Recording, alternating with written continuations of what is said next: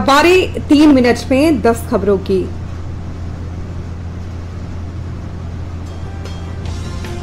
केंद्र सरकार ने एक वित्त वर्ष में 20 लाख रुपए से अधिक जमा करवाने या निकालने के लिए आधार या पैन कार्ड अनिवार्य कर दिया है।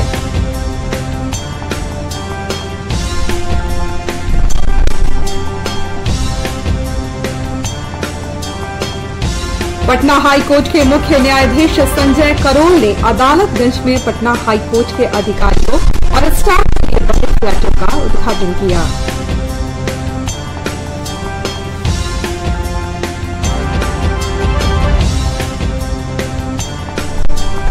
पूर्णिया प्रमंडल के आयुक्त गोरखनाथ अररिया के फारबिसगंज अनुमंडल कार्यालय पहुंचकर सभी विभागों का जायजा लिया।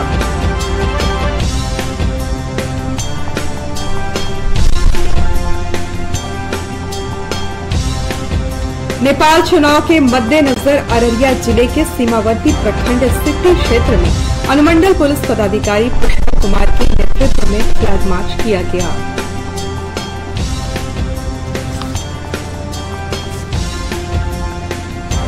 वैशाली के नवनियुक्त जिलाधिकारी यशपाल मीणा ने कहा कि भारत सरकार की महत्वाकांक्षी योजनाओं को धरातल पर उतारना मेरी प्राथमिकता है।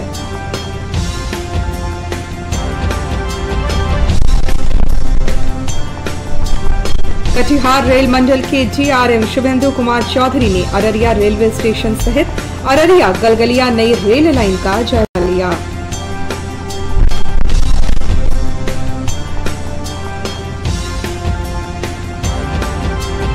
राष्ट्रीय उद्यान बोर्ड के अनुसार बिहार मशरूम उत्पादन के मामले में देश में पहले पायदान पर पहुंच गया है।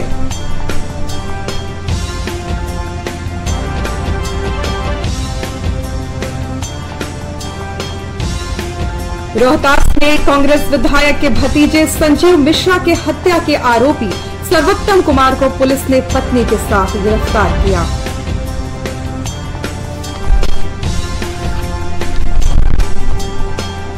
दरभंगा में हुए एक सड़क दुर्घटना में पिता और पुत्री की ट्रैक्टर से कुचलकर हुई मौत।